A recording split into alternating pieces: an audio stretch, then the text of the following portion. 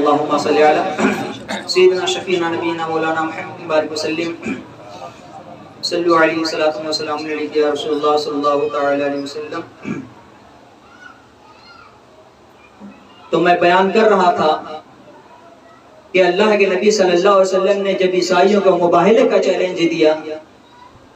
تو اپنے سب سے بڑے پادری کو جو لوگ ساتھ لیتے ہیں اور دوسرے دن صبح کے وقت حضور علیہ الصلوۃ والسلام کے کاشانے پر پہنچتے ہیں۔ جب یہ لوگ حضور علیہ الصلوۃ والسلام کے کاشان نبوت پر پہنچے،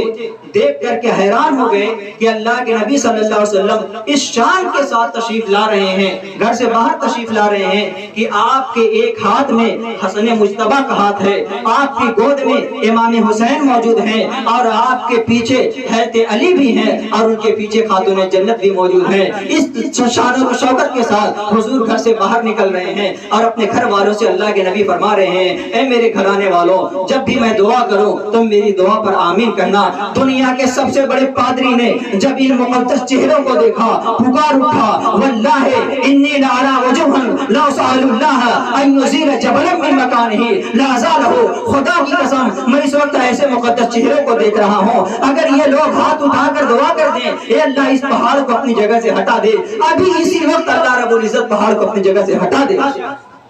اس لیے میں کہتا ہوں جلدی آگے بڑھو اور جا کے کہہ دو اے اللہ کے نبی ہمیں مباہلے کا چیلنج منظور نہیں ہے۔ چنانچہ یہ لوگ آگے بڑھے اور حضور کی بارگاہ میں عرض کرتے ہیں، اے اللہ کے نبی ہمیں مباہلے کا چیلنج منظور نہیں ہے۔ اللہ کے نبی صلی اللہ علیہ وسلم نے ارشاد فرمایا، اس رب کی قسم ہے جس کے قبضے قدرت میں محمد کی جان ہے، عذاب الہی بالکل ان کے قریب آ چکا تھا، اگر یہ مجھ سے مباہلہ کر دے تو جلا کر خاکستر کر دیے جاتے، سور اور بندر بنا دیے جاتے، پوری روئے زمین سے عیسائیت کا خاتمہ ہو جاتا۔ انہوں نے چیلنج کا جواب نہ دے کر کے اور اس کو ایکسپٹ نہ کر کے اپنی جان کو بچا لیا۔ اس آیت کریمہ میں جب کہا گیا تم اپنے گھر کے بچوں کو لے آؤ میدان میں، ہم اپنے گھر کے بیٹوں کو لاتے ہیں، تم اپنے گھر کی عورتوں کو حاضر کرو، ہم اپنے گھر کی عورتوں کو حاضر کرتے ہیں، پوری روئے زمین سے اللہ کے نبی صلی اللہ علیہ وسلم نے بیٹوں کی حیثیت سے اگر کسی ذات کا انتخاب فرمایا ہے وہ کوئی اور نہیں، حضرت امام حسن ہے اور حضرت امام حسین۔ معلوم ہوا اہل بیت سے مراد آیت کریمہ میں یہی پنجتن پاک ہیں جس میں امام حسن اور حضرت امام حسین بھی شامل ہیں۔ ویسے تو اہل بیت نبوت کی شان میں بہت ساری آیت کریمہ نازل ہوئی، اسی میں سے یہ آیت کریمہ بھی ہے، وَيُطْعِمُونَ الطَّعَامَ عَلَى حُبِّهِ مِسْكِينًا وَيَتِيمًا وَأَسِيرًا إِنَّمَا نُطْعِمُكُمْ لِوَجْهِ اللَّهِ لَا نُرِيدُ مِنكُمْ جَزَاءً وَلَا شُكُورًا۔ ایک دن حضرت حسنین کریمین امام حسن و حسین سخت بیمار پڑ گئے۔ اس کی تفسیر میں معالم التنزیل اور تفسیر ابن کثیر وغیرہ نے تفسیر کے ساتھ یہ واقعہ نقل فرمایا۔ حسنین کریمین ایک دن بیمار پڑ گئے، صحابہ اکرام ان حضرت علی کے گھر بچوں کی عیادت کے لیے تشریف لائے، دیکھا بچے سخت بیمار ہیں، صحابہ اکرام نے حضرت علی کو مشورہ دیا، علی تم ایسا کرو کہ چند روزوں کی منت مان، ہو سکتا ہے اللہ رب العزت اس روزے کی برکت سے تیرے بیٹوں کو شفا عطا فرمائے۔ حضرت علی کرم اللہ تعالی وجہ کریم نے روزوں کی 3 روزوں کی منت مانی، خاتون جنت نے بھی 3 روزوں کی منت مانی، آپ کی خادمہ بی بی فضہ نے بھی 3 روزوں کی منت مانی، اور چند دنوں کے بعد حسنین کریمین کو اللہ نے شفا عطا فرمایا۔ اب منت پوری کرنے کا وقت آیا، نظر پوری کرنے کا وقت آیا، تینوں سحری کے وقت اٹھتے ہیں، لیکن کاشانہ حیدری میں کھانے پینے کا کوئی سامان موجود نہیں،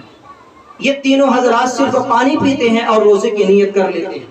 شام کا وقت ہوتا ہے، حضرت علی ایک یہودی کے پاس جاتے ہیں اور ایک سیر جو لے کے آتے ہیں اور خاتون جنت کے ہاتھ میں دے دیتے ہیں۔ خاتون جنت نے اس کے 3 حصے کیے، ایک تہائی حصہ اپنے ہاتھ میں لیا اور اپنے ہاتھ سے اس کا آٹا تیار کیا، پھر اس آٹے سے 3 روٹیاں تیار کی گئیں اور تینوں روٹی شام کے وقت مغرب کے وقت تینوں روٹی دسترخوان پر رکھ دی گئی، ایک روٹی حضرت علی کے سامنے، ایک خاتون جنت کے سامنے، ایک بی بی فضہ کے سامنے رکھ دی گئی۔ یہ تینوں حضرات اب انتظار کر رہے تھے کہ مغرب کی اذان کی آواز آستانوں میں آئے، آؤ ہم روٹی کھا کر کے روزہ افطار کریں، لیکن اس سے پہلے ہی دروازے پر دستک ہوتی ہے، آواز آتی ہے، اے نبی کے گھرانے والوں، میں ایک مسکین آدمی ہوں، خدا کے لیے میرے کھانے کا انتظام کر دو۔ حضرت فاطمہ الزہرا سنتی ہیں، آپ کا دل پاش پاش ہونے لگتا ہے۔ سب سے پہلے خاتون جنت اٹھتی ہیں، اپنی روٹی اس مسکین کو دے دیتی ہیں۔ حضرت علی نے دیکھا، آپ بھی اٹھتے ہیں، اپنی روٹی اس مسکین کو دے دیتے ہیں۔ بی بی فضہ بھی اٹھتی ہیں، اپنی روٹی اس مسکین کو دے دیتی ہیں، اور اس کے بعد صرف پانی پی کر کے روزہ افطار کر لیتے ہیں۔ دوسرا دن آتا ہے، آج بھی تینوں حضرات نے پانی پیا ہے اور روزے کی نیت کر لی ہے۔ شام کا وقت ہوتا ہے، خاتون جنت نے بچے ہوئے ایک تہائی حصے سے پھر آٹا تیار کیا، اس کی 3 روٹیاں بنائی گئی، تینوں روٹی تینوں کے سامنے رکھ دی گئی، اور یہ دوسرا دن ہے، لوگ انتظار کر رہے ہیں کہ مؤذن اللہ اکبر پکارے، ہم روٹی کھا کر کے روزہ افطار کریں۔ اس سے پہلے پھر آج بھی دروازے پر دستک ہوتی ہے، آواز آئی، اے اہل بیت نبوت، میں ایک یتیم بچہ ہوں، خدا کے لیے میرے کھانے کا انتظام کر دو، میں کئی دن سے بھوکا اور پیاسا ہوں، اس لیے تم مجھ پر رحم کرو، تم تو نبی کے گھرانے سے تعلق رکھتے ہو، میرے کھانے کا بندوبست کر دو۔ حضرت خاتون جنت سب سے پہلے اٹھتی ہیں، اپنی روٹی اس یتیم کو دے دیتی ہیں۔ حضرت علی اٹھتے ہیں، اپنی روٹی اس یتیم کو دے دیتے ہیں۔ بی بی فضہ بھی اٹھتی ہیں، اپنی روٹی اس یتیم کو دے دیتی ہیں۔ اب تیسرا دن آتا ہے، تینوں نے صرف پانی پی کر کے سحری کے وقت روزے کی نیت کی ہوئی ہے۔ شام کا وقت آتا ہے، جو بچا ہوا جو تھا اس کی آج بھی روٹیاں بنائی جاتی ہیں، تینوں روٹی تینوں کے سامنے رکھ دی گئی، اور یہ 2 دن کے بھوکے پیاسے اب شدت کے ساتھ انتظار کر رہے ہیں مؤذن مسجد سے اللہ اکبر کی صدا بلند کرے اور اس روٹی کے کھا کر ہم روزہ افطار کریں۔ لیکن تیسرا دن بھی عجیب معاملہ پیش آتا ہے، دروازے پر آج بھی دستک ہوتی ہے، آواز آتی ہے، اے نبی کے گھرانے والوں، اللہ تمہارا بھلا کرے، میں ایک قیدی آدمی ہوں، ابھی قید سے چھوٹ کر کے آ رہا ہوں، کئی دن کا بھوکا پیاسا ہوں، خدا کے واسطے مجھے تم کھانا کھلا دو۔ حضرت خاتون جنت سب سے پہلے اٹھتی ہیں، اپنی روٹی قیدی کو دے دیتی ہیں۔ حضرت علی بھی اپنی روٹی قیدی کو دے دیتے ہیں، بی بی فضہ بھی اپنی روٹی قیدی کو دے دیتی ہیں، اور یہ واقعہ اس روئے زمین پر پیش آ رہا ہے اور کہیں اور نہیں، نبی کے گھرانے والوں پر پیش آ رہا ہے۔ 3 دن سے یہ تینوں حضرات صرف پانی پی کر کے روزے کی نیت بھی کر رہے ہیں، سحری بھی کر رہے ہیں اور روزے کی افطاری بھی کر رہے ہیں۔ 3 دن تک مسلسل یہی واقعہ پیش آتا رہا۔ اس واقعے کی عرش اعظم میں دھوم مچ جاتی ہے۔ اللہ رب العزت فرماتا ہے، اے جبریل امین، یہ وقت سدرہ پر بیٹھنے کا نہیں ہے، فوراً میرے محبوب کی بارگاہ میں چلے جاؤ اور یہ آیت کریمہ پڑھ کر کے سنا دو، وَيُطْعِمُونَ الطَّعَامَ عَلَىٰ حُبِّهِ مِسْكِينًا وَيَتِيمًا وَأَسِيرًا